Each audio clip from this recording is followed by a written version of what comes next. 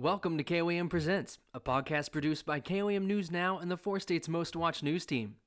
The advisors at McGavran Financial Group have been helping people invest today for a more enjoyable tomorrow since 1984. In Joplin, see Earl or Mike.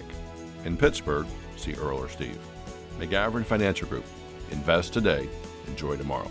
Neosho Memorial in Chanute welcomes another outstanding general surgeon to its surgery center. Dr. Law joins surgeons in the field of urology, orthopedics, women's health, and general surgery. Neosho Memorial in Chanute, offering the latest technology close to home.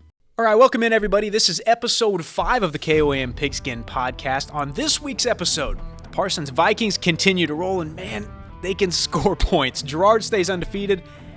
The defense really good against Frontenac. The Joplin Eagles suffer their first loss. Nixa now in the driver's seat in the COC. Can McDonald County do it again this year against Lamar? We'll talk about that. We got ourselves a rivalry game this weekend in Pittsburgh. I'm so pumped for this. Pittsburgh State hosting Missouri Southern, and the Pittsburgh Purple Dragons. They won back-to-back games after an 0-2 start. Their head coach Josh Latimer, a former Gorilla, joins us to talk about that and more. But enough with the teases, though. Lance, give me some music and let's go.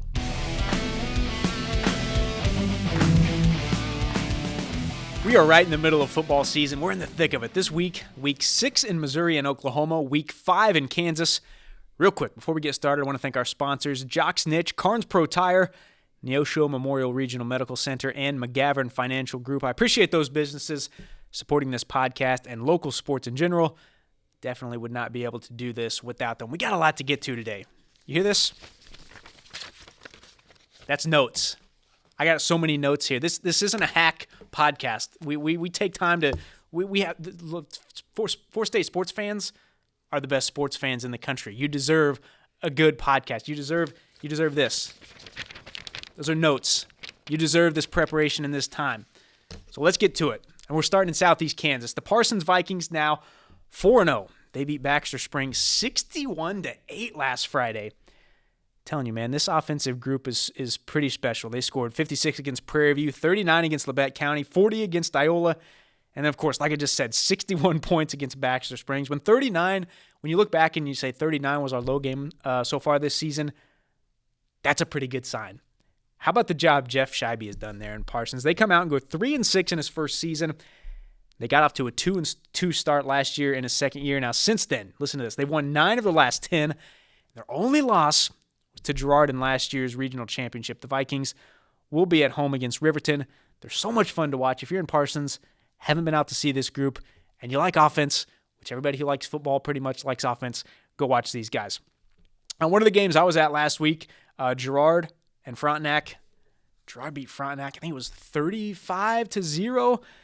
Girard defense was really, really good in that game. When I was there, I showed up. I shot a game first in Pittsburgh and then showed up to that Frontenac game against Girard. And, man, Frontenac had a hard time moving the ball against that defense. Girard, we picked them to go 8-0 in our magazine. I don't want to, get ahead of myself. I don't want to be a jinx for Girard or whatever. But, you look at the rest of their schedule. None of the teams on their schedule from here to the end of the season right now are over 500. They're all 2-2. Coach Philpott, I don't know I assume he doesn't listen to this. I assume he's not going to hear this. Maybe somebody's going to tell him after I say this. He probably would hate that I said that, like I'm jinxing it or something. He's pretty good at expectation setting. He would probably hate that I said that, but it's the truth. He's done a good job with this group. It's a little different coming in like last year when they go undefeated in the regular season and go on and win a regional title or whatever. It's different going in and kind of feeling like you're an underdog to this year. After you go undefeated and win a regional championship, every single team on your schedule is coming out and giving you their best shot. And we've seen it every single week with this team. But they've done a great job of focusing on the game ahead. I'm sure that's what they're doing this week. They're making the trip to Prairie View this week, looking to stay undefeated. Now, one more quick note in Kansas. Shout out to Field Kinley. We did this last week. We're going to do it again this week. Field Kinley, still undefeated. They're off to a 4-0 start. They have a big-time game this week, going on the road to Wamego. Wamego is also undefeated heading into Friday night. So to Missouri now. Seneca Indians stay rolling. They beat Monette 55-20 last week. Jackson Mars, he was one of the 3 nominees for this week's Performance of the Week, which if you watch Press Box, I hope you do, on Fox 14 at 11 o'clock every Friday night. He was one of our nominees for the performance of the week. He had 5 touchdowns in that game. He's got 15 rushing touchdowns so far in Seneca's 5 games. And Coach Hilburn, man, it's like kind of like I talked about Coach Scheibe at Parsons. He went into Seneca, kind of made a difference right away. It's been fun to watch them get really good, and they pick up a big win against Lamar a couple of weeks ago. It's one of those teams that you can't wait to see what they do when districts roll around. Of course, the biggest game in the area last week, Joplin on the road against Nixa. Both teams were undefeated heading into that one, but Nixa wins that one 49-35. And Nixa's already beat Carthage. That was a 1-point, really, really heartbreaker game for Carthage. But they already beat Carthage, Webb City, and Joplin, so Nixa's in the driver's seat for the COC championship. They got Carl Junction, Willard, Republic, and Ozark on their schedule, and no games in the COC are gimmies. You never want to go into a week, but thinking there's a gimme, but there's no reason. I've seen Nixa. There's no reason they should lose another game in the regular season. That's a really good team. I in our magazine we do predictions, and the COC is one of the leagues that I think about a lot when we do our predictions because I know we have a lot of COC fans in the area who are passionate about football. I thought this was what Nixa was going to be last year. I thought they had a chance to do what they're doing this year. This year is clearly their year to be the big dogs, to be the top dogs in the COC. Now, as for Joplin, it was a tough loss for them. They're now 4-1 in their first 5 games. We caught up with them a little bit to talk a little bit about that Nixa game and what they took away from that. It was a great learning experience for us. It really helped us realize what we need to focus on, and just that happens to be tackling and alignment and assignment issues. That was the biggest thing. I feel like personally that we can hang with that team. We shot ourselves in the foot a little bit and beat ourselves at the beginning, and it kind of started off slow. We got to start off faster next time, and we just got to be better at alignment and tackling. Can't dwell on the past, otherwise you're just going to dwell on your mistakes. But we as a program refocus on, seeing what we do wrong, and learning from our mistakes, and like having these great coaches that we have, just telling us what we need to do better and stuff, and we can really enforce what we worked on during the week, and we can bring it into the game on Friday. All right, that was Joplin linebacker Draven Van Gilder, who I called Drew on this podcast last week. It's my fault. I got speaky. My mouth got moving faster than my brain. Drew's not a made-up person.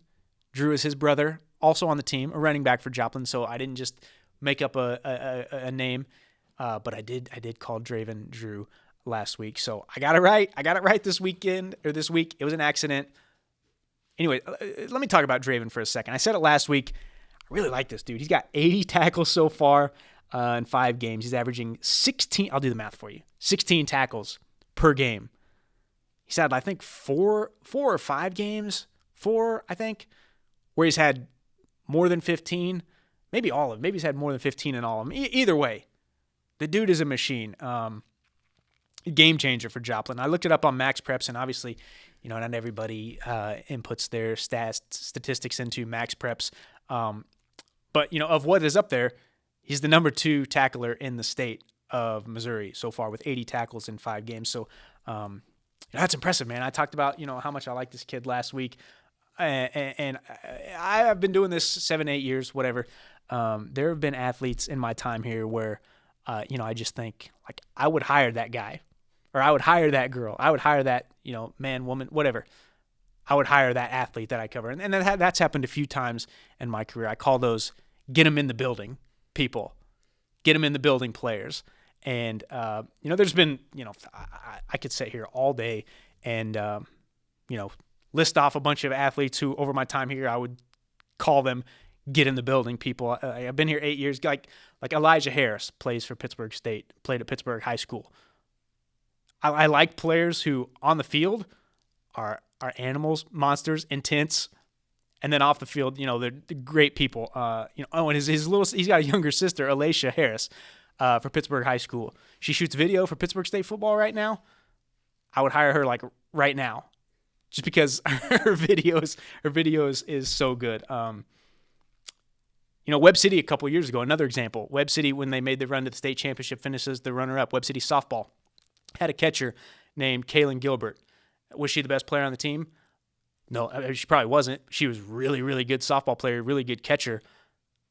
But the whole time when I would cover that team, I would hire her. I mean, if she called, which there's no reason she would call, but if she said, Leonard, I need a job. or whatever, I would immediately walk into our news director's office and I would say, this is one of those get them in the building people. This is one of those get them in the building players. It's just, I love players who are intense on the field, who are smart, have, a great attitude, lift each other up, lift other teammates up. I love those people who you can watch who have that fire on the field, who are intense and will go right at anybody, get in anybody's face. But then off the field, will be like the nicest person you've ever talked to. The whole point of this being, one more. Carl, when I was early in my career, there's a girl that played for Carl Junction basketball, Emma Frack. I watched her play, and I was like, if I had a daughter, that's how I want her to play basketball. She could shoot it. She played hard, and if she made a shot in your face, she would let you hear about it. I like that. I like a little trash talk. I like a little edge, but also when you get off the field, I like nice people. The whole point being, Draven Van Gilder for Joplin High School, linebacker, college coaches, especially in this area, Southeast Kansas, Southwest Missouri, whatever. He's one of those guys, you just get him in the building and figure it out later. There's no way your team is going to get worse from having this kid on your team. He hits hard too. I don't know how tall. I think he's 5'9", 5'10". If he's taller than that, I'm sorry. But he hits hard. He's not the biggest guy I've ever seen. He plays fast and hits hard. Okay, this is we gotta move on. I can't sit here and talk about the same kid the whole time. But he is very. Where were we? Missouri high school football. Let's go. The Sarcoxy Bears. Listen, I got a message earlier this week or late last week from I assume a Sarcoxy fan, probably a parent. I don't know. I didn't check into this person, but I got a message on Facebook. Said, hey, by the way, Sarcoxy's 5-0. And we always put the scores up on the show. We try to put the scores up for every team, whether it be highlights or a full screen that we're talking over, or we say, here's a few more scores as we go to break where we pop up the full screen. So we try to cover everybody every single Friday night. I knew Sarcoxy was having a good season.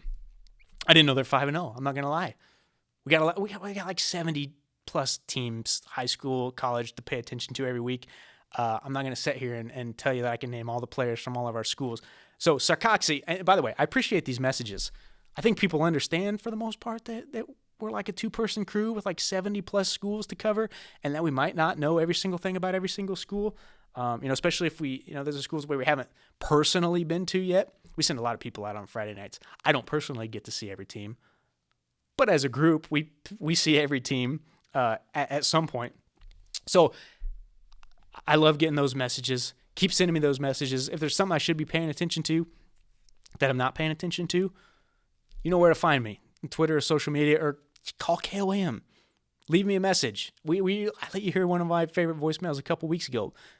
Don't be shy. Like the one guy who yelled at me about being late to the Chiefs game.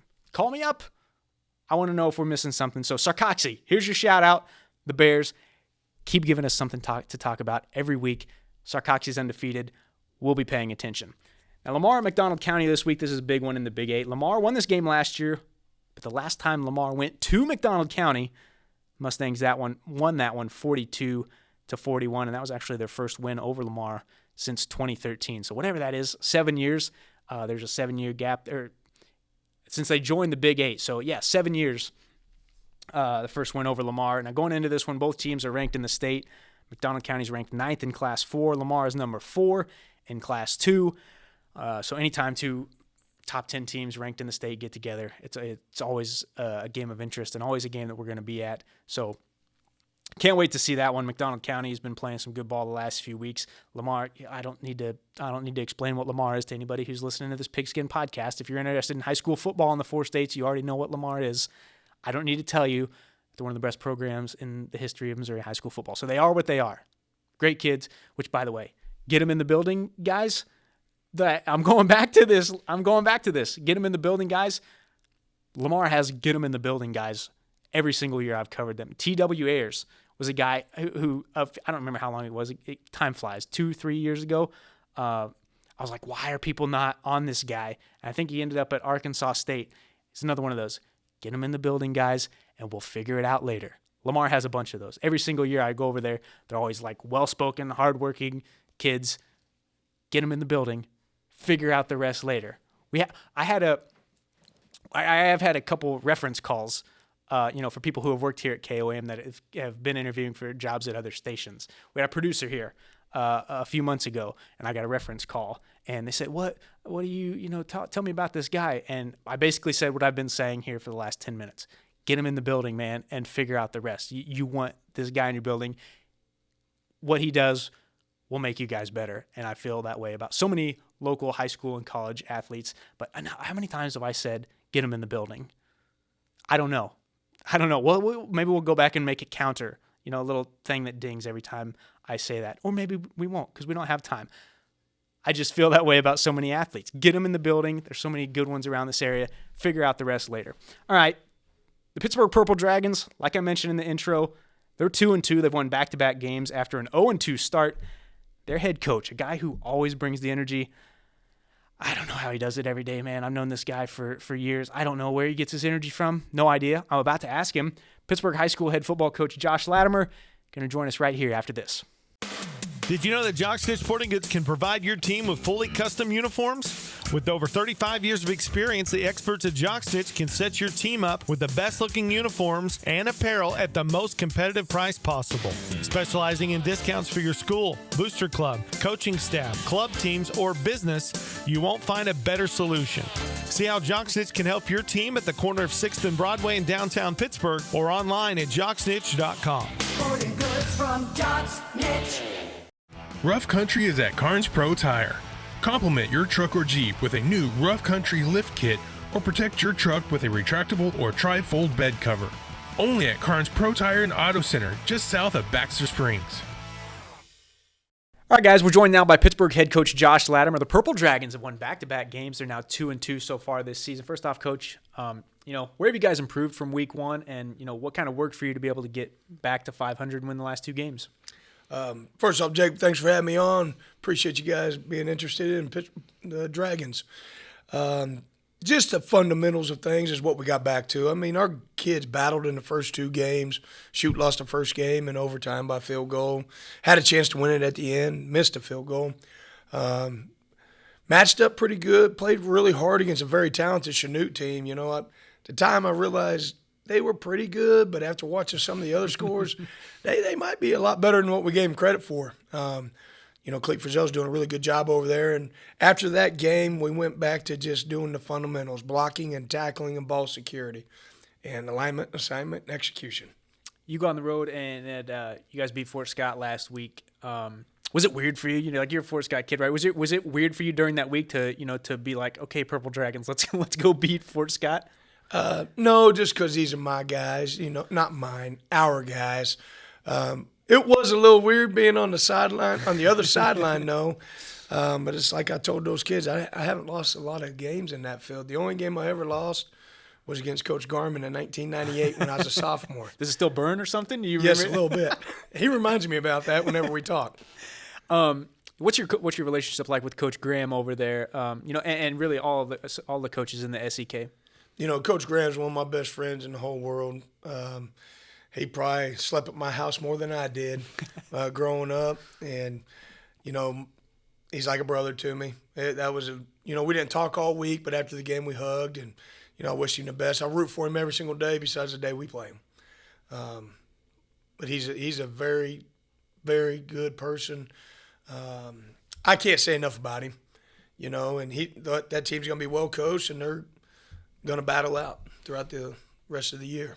Did you guys talk after the game? We did.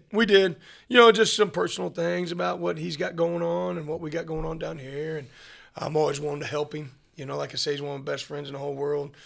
We went to a couple clinics together on the offense that we're running and just want to try to pick his brain on what he's doing with the offense and what we're doing with it, and how people are defending them and how people are defending us. Okay, you guys got Paola this week, and some of the times this happens where we have a local team playing a team that I know nothing about. I don't. What stands out about them when you put it on the film, and what do they do well? What challenges will they present? Well, first off, I'm going to tell you, one of my other very best friends in the whole wide world is a coach on their staff too, named Darvin Willard. He's their head wrestling coach, and he's lived up there for almost a decade now. They love to run the football, and they're going to play smash mouth football and try to tell you they're running it right here, come defend us. And we got to prepare for that. They run multiple formations, multiple backfield sets, all kinds of different things offensively, just to make you spend countless hours trying to figure out how to get them stopped. But they run 4 simple plays. They just try to get numbers on you. Defensively, they're going to be very sound. They're a 4-3 defense. We probably aren't going to see anything to defend us that we haven't seen yet. We've seen a 5-2, a 6-2, 7-1, a 4-3, a 3-4. We've seen everything. So they'll be a 4-3, probably man-free defense. Before you came to Pittsburgh High School, you coached at Pittsburgh State. You coached in the college level at a couple different places. What's the adjustment been like for you personally as a coach from the college game to the high school? Because I imagine that it's a lot different. It is a lot different in some sorts, but it is football, And I got to remind myself, these are 14 to 18-year-old young men that we're trying to turn into young men and help them grow and mature and make good decisions. And then there's just sometimes they make a decision, you're like, what in the world were you thinking? I mean, how? Why? But then I got to remind myself, I was that age one time too. Made poor choices and dumb decisions, and we got to help guide them, and that's why we coach. I don't want to, single anybody out, but was there a moment at a practice or a game that hit you that you were like, oh, that's right, these are 14? Was there a particular moment that you were like, okay, these are kids, these aren't college players that I've specifically recruited to come play for me? Not a specific moment, but there's been times I'm like, we just covered this. You're supposed to be here in this position. We just talked about it. Why is that not registering with you? And it's repetition, and you don't get as much time. The biggest difference for myself is the amount of time that you had at the college level to prepare for a practice, and the time you had with the guys in meetings and on the board and film studies and so forth. You don't get that amount of time in high school. You got to teach classes, got a couple planning periods, a study hall session. If you want to meet with the guys, you got to bring them in before school or during that study hall or after practice if you want to get with them and watch film. So you come over to Pittsburgh High School from Pittsburgh State, and when you took the strength and conditioning job at Pittsburgh High School, I remember I came over to your house and I talked to you about getting this job, and I know how much you love Pittsburgh State, and some of those guys that are on the roster are guys you recruited, guys you got to Pittsburgh State. Will you talk about the relationships with some of the players that are still at Pittsburgh State and kind of how much that means to you? Do you still go? Do you still talk to them and still support them and show up? You bet. We try not to miss a gorilla walk. That's one of the coolest things in the world to me ever since I was a little kid and learned about it. Try to get over there and see those guys, the Zeke Walls, Keandre Halls, Dominic Shellman, Caleb Lewis's, Chad Dotson, all those guys, and just to see them and their face lights up, just to let them know, they still call me coach, and we talk, every once in a while, a couple of weeks at a time. Love to support those guys. They're having a heck of a season right now, and hopefully they run the table and do some great things this year. But love being able to go over there and support them, and we all got our sayings for them and so forth. But if Zeke Wall's listening, he needs to cut his hair. He showed up to the press conference. Is that did you see my picture that I posted from Zeke? His hair was all done up. His mustache. He came in here. His mustache was all curled up. Oh yeah. He was feeling himself. He walked in there and he said, I did all this for you guys for the camera. Oh, Zeke-opotamus. He was looking slick. I've said it on this podcast and on TV, and basically anybody that asks about you, when I talk, the first thing I say is, that guy has energy at all times of the day, and I think we're similar in age, and I'm tired all the time. Where do you get that from? I had a birthday here a couple weeks ago, and I told all my kids to turn 21. I'm gonna be 21 for life, and just try to wake up and live life, and just the way I grew up probably wasn't the fairest and easiest way to grow up. But it taught me to wake up and enjoy life and then make the most of each day. And that's kind of how I attack each day. And really, there's nothing special about me. It's just the simple fact that I love life, love kids, and love trying to help them be the best they can be. The last question I have for you, you're a Fort Scott kid, you played at Pittsburgh State, coached at Pittsburgh State, coach at Pittsburgh High School now. I'm still in Southeast. I grew up in Southeast Kansas. I'm still in Southeast Kansas, and I know why I'm still here. What is it about Southeast Kansas that keeps you around and that fires you up to to stay here and continue to do what you do? I think it's maybe the loyalty factor, the brand of people, because we've lived in a couple different places in the Midwest, in Iowa, down in Oklahoma, and those places were nice places too. But it reminded me of home and just, a tight-knit group of people that care about each other and just good old country folks that, love one another, and they're tough, and they, man, it's home. I don't know how else to describe it besides it's home, and it feels good to be around here. People all the time, think this area is overlooked as far as, recruiting and sports. Is that kind of part of why you are the way you are? Kind of that chip on your shoulder of being a Southeast Kansas kid, and how it feels for some of these guys to to be overlooked and not thought of as highly as recruits and football teams and programs from other areas. You bet, definitely. You do have a chip on your shoulder just because it is Southeast Kansas, not a metropolitan area, but there are hard-working, tough people around here. And there's been great athletes come out of here, professional athletes come out of this area that's been proven to, go be the best in the world at certain areas. But you always want to strive to try to be the best you and the best who you can be. And I think that's what a lot of people around this area do, and that's pays off for them. All right, Coach, good luck this Friday, and really good luck throughout the rest of the season. I appreciate you coming out here and visiting with us. Jacob, it's a pleasure. Appreciate you guys having us, and anytime you want to come by and see the Dragons, come on by. Yeah, thanks for letting me always interrupt. There's most coaches, let me show up but those coaches that make it easy, I really appreciate when I say, hey, can I come by? Yeah, whenever. That makes my job a lot easier. I can tell you that. Anytime you want. I appreciate it, Coach. You bet. Seriously, that guy always has energy. I don't know how. I know he works long hours. I work long hours too, and I'm tired all the time. Especially during football season. I don't know where he gets his energy from, man. When he was coaching at Pittsburgh State, I'm always there early. When one of our local colleges play, I like to soak up the game, the atmosphere at Pittsburgh State or Missouri Southern or whatever. But when he was the defensive line coach at Pittsburgh State, he was like the pregame huddle hype man. Blow the whistle boop, boop, 3 times, and everybody kind of runs in and gets all hyped up. And he would be the guy in the middle of the Pitt State huddle. And I remember one specific time. I don't remember who they were playing. But he came jumping in the huddle.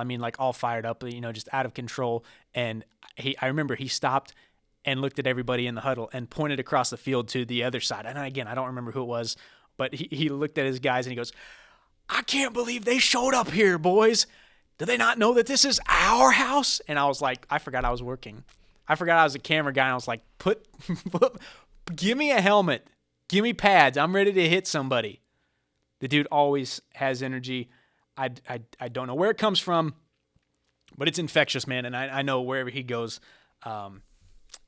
wherever he's coaching, Pittsburgh High School, you go out and watch them on Friday night, he's going to have energy, and his team is going to have plenty of energy. All right, we got a couple more things. I know we don't usually do NFL on this because it's a local podcast, but I feel like this is it's a Pigskin podcast. NFL is football. Nobody's here to tell me no. So the microphone is right here in front of me. See that? I'm tapping. It's right here in front of me. I'm the only one in here with the microphone. So, of course, I'm going to talk about this. This weekend, we get Chiefs, Buccaneers, Patrick Mahomes, and Tom Brady. Now, I'm going to say something, and there's going to be people who don't like this. Please don't turn the thing off. Don't turn it off. Don't drive off the road, or if you're listening, just stick with me because it's going to make sense at the end. I've loved Tom Brady for a long time. I've watched almost every game with the Patriots and now every game with the Bucs. It is what it is. Please stick with me. I know you're like, look, if you've watched for any number, like I've worn Patriots shirts on TV here just to rile up Dow Quick and Doug Heddy. But so this may not be a surprise to some of you, but don't stop watching KOM because I said that. Okay, but I also grew up watching the Chiefs with my family. Like every week, we go to my grandma's house, my grandma and grandpa's house. We would always make sure to watch the Chiefs. So like I know what the Chiefs are about. Like I've watched Gerback, Trent Green. Like I remember the Matt Castle, the Brody Croyles, Damon Heward. Like I've seen the good, I've seen the disgusting. Which there was a little bit of disgusting there for a little bit. Okay. But so it's not. I'm not like I love watching the Chiefs too, and I've watched them my entire life. So it's not like look, I'm a Chiefs fan too. I grew up here. I grew up watching with my family. The point is, I've watched a lot of Tom Brady and a lot of Patrick Mahomes, obviously over the last few years, and I love watching them. They're great for football, and when they play against each other, it's really great for the NFL. But I got to tell you something: those two have ruined football for me. What do I mean? They've ruined football for me. Well, what was that game last Thursday? It was Steelers. This is what I'm talking about. It was the Browns, Steelers-Browns. So it was Mitch Trubisky, Jacoby Brissett, quarterback for the Browns. It was unwatchable. Patrick Mahomes and I watched so much Patrick Mahomes and Tom Brady that most of the rest of the league is unwatchable to me. It's like ranch dressing. It's like if you follow me on Twitter, like you know where I'm going here. So, like the older I get, like the less time I have. Like I can't watch crappy quarterback play, and like the older I get, I'm not going to a restaurant that has crappy ranch. If the ranch sucks, I'm not going to the restaurant. Like that's how I feel, and it's so hard to watch other like I've watched so much Brady and Mahomes that like if I have to sit there and watch it, like I used to be able to watch. What was that week 1 game? I don't remember who the Bears played. The 49ers. Like I used to be able to like Steelers Browns. I used to be able to sit there and watch that game because of fantasy purposes or gambling purposes or whatever. I watch so much of these two guys, and they're so good at what they do. I can't watch crappy quarterbacks. Like I was trying to watch that Steelers Browns game, and I was like, this sucks. It sucks. It's like I haven't bought ranch from a grocery store in like 8 years. Like the older I get, I don't have time for crappy ranch. Like I only get listen, Lance is in here. Produces this podcast. He's the only one that's in this conference room while I'm recording this. This is true. For like 8 years, I've only bought ranch from Mazio's. Like they will sell you a 16-ounce cup, like your soda comes in, and it's like, I don't know. I used to get 2, so I used to get 32 ounces. I mean, I still get 32 ounces every time I go. Like once a month, I go in there and I get 32 ounces of ranch. They give me 2 16-ounce cups of Mazio's ranch. They sell it in, I guess, bulk, whatever. And the prices went up, which is probably my fault because I'm running their supply down. But so now I get whatever. It's like 32 ounces of Mazio's ranch, and it's like $10.50. And like, whoa, that's expensive.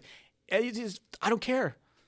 I'm the older I get, I don't have time for crappy ranch. The restaurant, like Mazio's has good ranch, Chatter's has good ranch. Like Blackstone and Joplin, yeah, they got good ranch. Brick and Mortar in Pittsburgh, they got good ranch. These guys aren't paying me for this.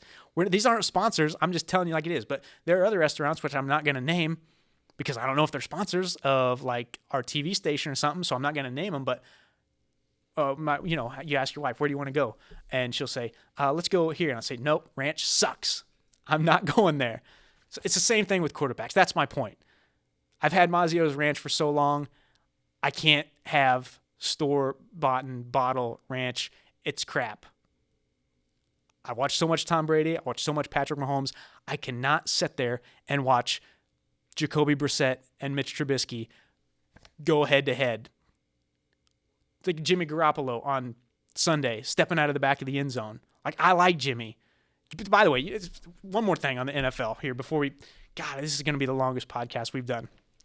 2 of the happiest people on planet Earth on Sunday were Dan Orlovsky, former Lions quarterback, and Mark Sanchez, former Jets quarterback, because everybody knows Dan Orlovsky. When you say, if you're a football fan, you think of Orlovsky, the first thing that comes to mind was that play where he just stepped back, dropped to pass and stepped straight out of the back of the end zone, ran down, and it was like, well, what are you doing? Jimmy Garoppolo did that on Sunday, and I think Orlovsky tweeted something like, freedom. Like, I'm not the guy that people think of anymore when somebody steps out the back of the end zone. Also, Mark Sanchez, famous for the butt fumble, ran right into his offensive lineman, boom, right into his butt, fumble.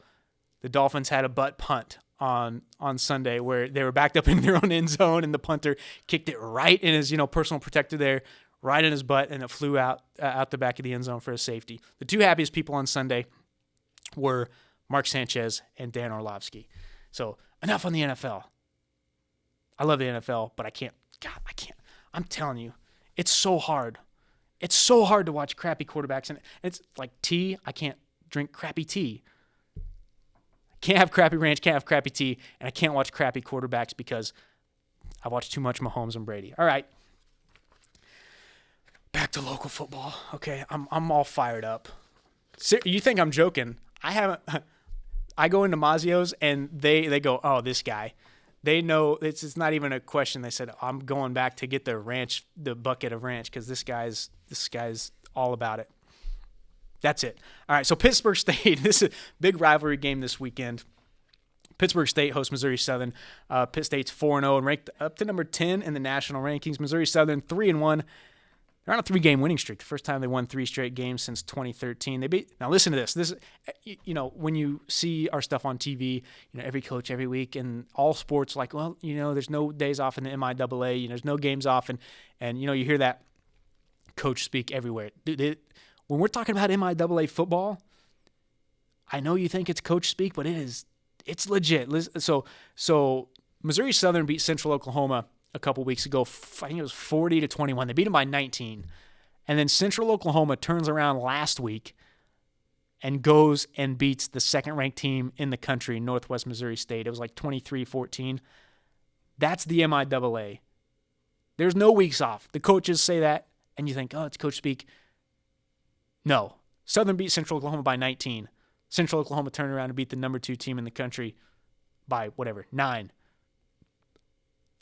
When you're in the MIAA, you don't walk off the bus and win a football game. If you think it's a nap day, that's what's going to happen to you. Anyways, 2:00 Saturday in Pittsburgh. Gorillas hosting Missouri Southern. I hope it's a rowdy crowd. I hope Southern travels well. I know they're going to travel well. They usually do for this rivalry game, but I think they'll travel especially well this week because they got a little momentum. It feels good. It feels good over there at Southern. I know at Pittsburgh State the traveling crowd, the guest crowd, only gets that one like corner up there in the stadium. The whole thing's all red, and then there's like a little section of like, white or green or whatever the road team colors are. I know they only give road fans that section up there, but I've heard that road section up there get pretty loud before. So anyway, I hope everybody travels. I hope it's a rowdy atmosphere. I hope both communities come out and support these two football teams because they're both really good right now. They're both on a roll. It should be fun to watch. All right, we're done. Don't forget, our football show is on Friday night, 4 State Friday night. That is on KOAM at 10:20. It's basically the second half of our 10 o'clock news Friday night. So, catch our news at 10. We'll talk about football from like 10:15, 10:20 through the rest of the show. It's local high school football. And then at 11 on Fox 14, 11 o'clock on Fox 14. It gives you plenty of time to get home from the games. If you're traveling to the games, you get home, take a shower, whatever. Turn on the TV at 11. We got 30 minutes. It's all high school football. There's no reason not to watch it. We try to cover every single team, whether it's, again, like I said earlier, highlights, full screen, whatever it is. We try to show the score of every local high school football team in our area. So 10:20 on KOM Friday night, 11 o'clock, Fox 14 for Press Box. This is week 5. We're halfway through this thing. I don't know. I mean, on one hand, it feels like, how do we get here? On the other hand, it feels like, how do we have this much to do still to get to 10? We're doing this podcast 10 times. This is number 5. We're doing Press Box 10 times. This is the 5th week for Press Box.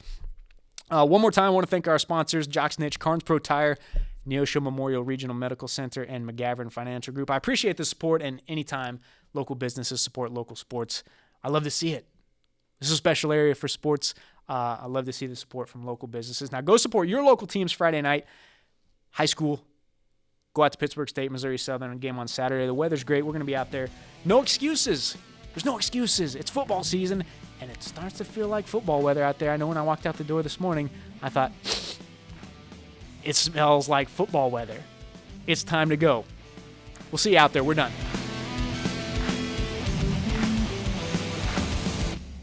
The advisors at McGavran Financial Group have been helping people invest today for a more enjoyable tomorrow since 1984. In Joplin, see Earl or Mike. In Pittsburgh, see Earl or Steve. McGavran Financial Group. Invest today, enjoy tomorrow. Neosho Memorial in Chanute welcomes another outstanding general surgeon to its surgery center. Dr. Law joins surgeons in the field of urology, orthopedics, women's health, and general surgery. Neosho Memorial in Chanute, offering the latest technology close to home. Thank you for listening to KOAM-presents. For the latest content and local news, weather, and sports, please go to koamnewsnow.com.